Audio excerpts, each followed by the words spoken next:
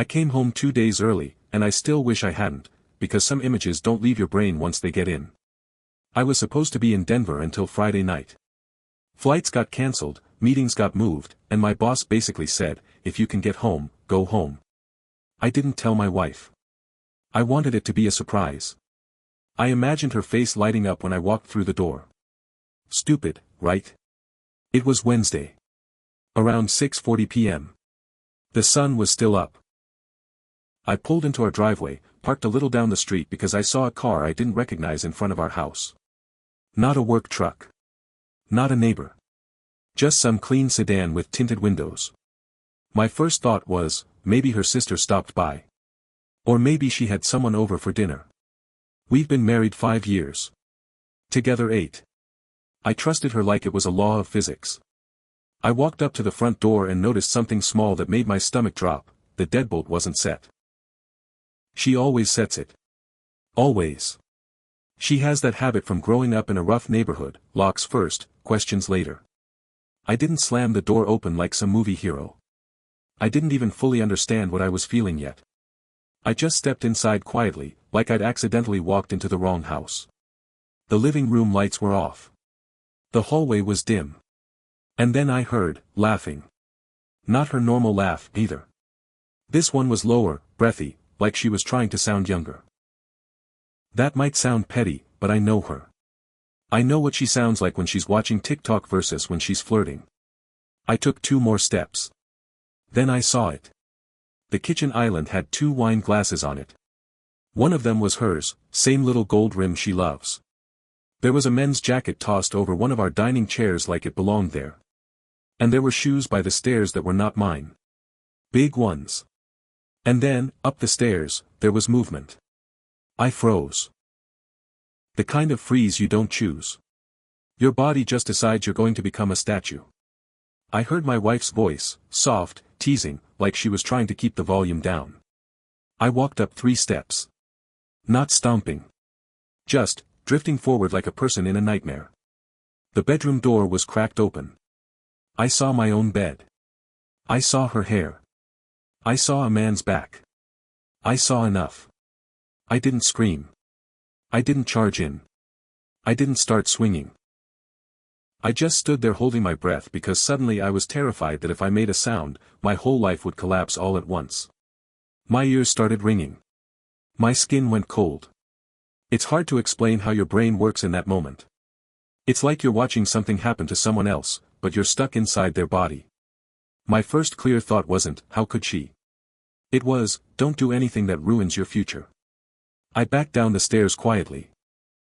My legs felt like they belonged to someone else. I walked out the front door, sat in my car, and stared at my steering wheel like it had answers. I wanted to vomit. I sat there for maybe 10 minutes, shaking. I texted my boss something dumb like, home safe. I deleted it. I opened my camera app and then closed it. I considered calling my best friend and then remembered he was the best man at our wedding and this would ruin him too. I couldn't figure out which pain was worse. The betrayal or the fact that my world was about to become public property. Then I did something that still feels surreal, I started taking notes. Not in a dramatic, revenge manifesto way. More like, survival. Like my mind needed a task so it wouldn't drown. Time I arrived, 6:40 p.m. Car in driveway, black sedan, plate number. Wine glasses visible. Jacket. Shoes. Bedroom door cracked. I didn't even know why I was noting it. I just knew I needed facts. Something solid. Something that wasn't my heart exploding. I drove to a gas station, parked in the far corner, and called a hotel. Booked a room for 3 nights. I used my personal card, not our shared one. Then I turned off my location sharing. Then I sat there again, staring, until I felt like I could breathe without choking. I didn't go back to the house. Not that night. I kept replaying the scene. The way her voice sounded. The jacket over our chair. The way that man moved like he'd been there before. That last part, that's what got me. It didn't feel like a one-time mistake. It felt like routine. At the hotel, I showered so hot my skin turned red. Like I could burn it off. I couldn't. I lay in bed and stared at the ceiling. I listened to the air conditioner hum like it was the only thing in the world that wasn't lying to me. Around 2 a.m., I made the first decision of what would become my plan, even though at the time it didn't feel like planning. It felt like refusing to be the idiot in my own story. I wasn't going to confront her without leverage. I wasn't going to give her a chance to rewrite history, paint me as the bad guy, or destroy me financially while pretending she was the victim. I was going to be calm. I was going to be strategic. And I was going to collect proof, quietly. In the morning, I called in sick to work. My hands were still shaky, but my mind felt weirdly sharp, like trauma caffeine. I opened our shared laptop account and checked our calendar history, little things, dinner reservations, gym, sessions, girls' night, recurring every Thursday. I pulled up our security app. We have a doorbell camera. And then I remembered something that made my stomach drop again. The indoor camera in the living room was unplugged 2 months ago because she said it creeped her out. At the time, I didn't argue. I wanted her comfortable. Now I understood. The doorbell camera still worked, though. Outdoor coverage. Not perfect, but enough. I scrolled back. Wednesday. 5:12 p.m. Sedan pulls up. A man steps out, mid-30s maybe, confident walk, like he owns the sidewalk. He rings the bell once, like it's a formality. And my wife opens the door almost immediately. No surprise. No, who is it? No hesitation. She lets him in like he's expected. That's when something in me went quiet. Not numb, quiet. Like the part of me that still believed in her finally sat down and stopped talking. I saved the clip. Then I saved the clip from last Thursday. Same car. Then the Thursday before that. Same car. I stared at the screen until my eyes burned. And I realized, this wasn't a betrayal that happened while I was away. This was a betrayal that had been happening in my house, on my furniture, with my routine, while I smiled and paid bills and planned vacations. I wasn't just heartbroken. I was humiliated. And the worst part is I still loved her, because feelings don't update themselves as fast as facts do. But facts were stacking up. I booked a consultation with a divorce attorney for the next day. I didn't know what I wanted yet. I just knew I needed to know my options before she got any hint that I knew. Then, because I couldn't sleep again, I started making a list of everything I controlled in our life. Mortgage is in both names, but I handle payments. Car insurance is under my policy. Phone plan is under my account. The streaming services, the utilities, the internet, most are tied to my login. And then I wrote the biggest one. She works part-time. I pay most of the bills. And she has no idea I came home early. I stared at that last sentence for a long time. And for the first time since I saw them, I felt something besides shock. I felt focus. The attorney's office smelled like coffee and paper, and I sat there with a folder of screenshots and video clips like I was bringing homework to a class I never wanted to attend. I told her everything. Not the emotional details, just the timeline. Early return. What I saw. Doorbell footage showing repeat visits. The unplugged indoor camera. The fact that my wife didn't know I knew. The attorney didn't gasp or judge me. She just nodded and asked practical questions that felt like someone putting a tourniquet on a wound. Do you have joint accounts? Yes. Any kids? No. Any large assets? House. 2 cars. Savings. Any history of violence or threats? No. Do you want to stay in the home? I didn't know. That was the truth, I didn't know what I wanted emotionally. But I knew what I needed legally. She explained how our state handles divorce, property division, and what proof actually matters. She told me something that surprised me: infidelity doesn't always change the financial outcome unless marital funds were spent on the affair or there's a specific statute. But it still matters for leverage in negotiation. It still matters when you want the truth in writing. Then she said the sentence that basically set my plan in stone. Do not confront her until you are ready to file, or you risk losing control of the narrative. Control of the narrative. That's what I wanted. Not revenge, like burning her life down. I wanted to stop her from turning me into the villain in her version of this story. On the way out, I stopped at a bank and opened a new account in my name only. Not to drain anything, just to redirect my paycheck and start separating my life. Then I changed my work direct deposit. I wasn't trying to punish her financially. I was trying to protect myself from being cleaned out while I was emotionally drowning. That night, I went to the house. But not to go home. I went like a thief in my own life. I parked down the street again. Watched the driveway. No sedan this time. I entered through the garage keypad. The house was quiet. She wasn't there. Her car was gone. I walked through my living room like I was walking through a museum exhibit of someone else's marriage. Everything looked normal. That's what felt so violent about it. The normalcy. I went to the living room and looked at where the indoor camera used to be. The cord was still there, tucked behind the TV stand like a tail. I went upstairs and stood in the doorway of our bedroom. I didn't go inside. I couldn't. Instead, I started gathering what I needed: my passport, my birth certificate, some important papers, a couple of sentimental items from my nightstand, and my laptop. Then I did the hardest thing: I took photos. Not of anything explicit. Just of the setup. The wine glasses. The jacket still there from the night before, now hanging in our closet like it belonged. Yes. The jacket was in our closet. Not in a "she forgot to move it" way. It was hung up. Like a guest. Like a boyfriend. That was the moment I stopped feeling conflicted. Because you don't hang up a stranger's jacket in your marital closet. You do that for someone you're comfortable with. Someone you've done this with more than once. I checked the laundry hamper in the bathroom and found a men's t-shirt that wasn't mine. I didn't touch it with my hands. I used a plastic bag like I was handling evidence in a crime show, and then I hated myself for thinking like that. But I was right to think like that, because I'd already seen how easily reality can be rewritten when someone is desperate. I took pictures of everything. Then I left. I went back to the hotel and stared at the wall again, but this time my brain was building steps. Step 1, get proof and legal footing. Step 2, prepare separation logistics. Step 3, confront with calm. Step 4, file. That was the skeleton. The revenge part wasn't about public humiliation or violence. It was about making sure she couldn't lie her way out of consequences. Because I knew my wife. She's charming. She's quick. She can cry on command. And she can take any situation and twist it until you're apologizing for being hurt. I'd seen her do it to friends, to coworkers, to her own family. I always thought it was just strong personality. Now I saw it for what it was, a tool.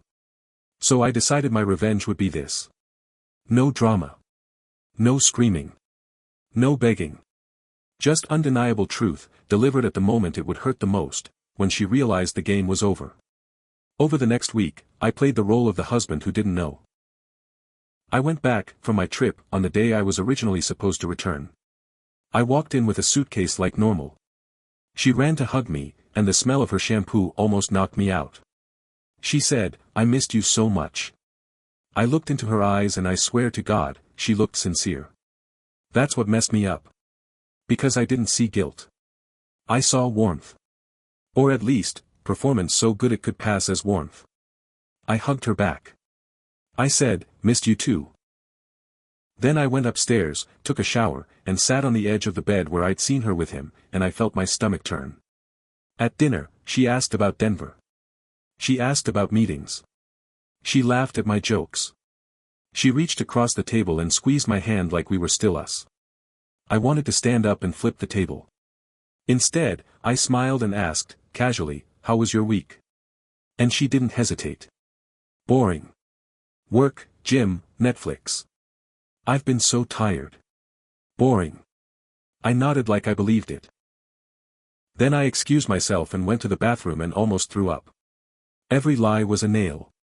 That night, when she fell asleep, I checked her phone. I know some people will say it's wrong.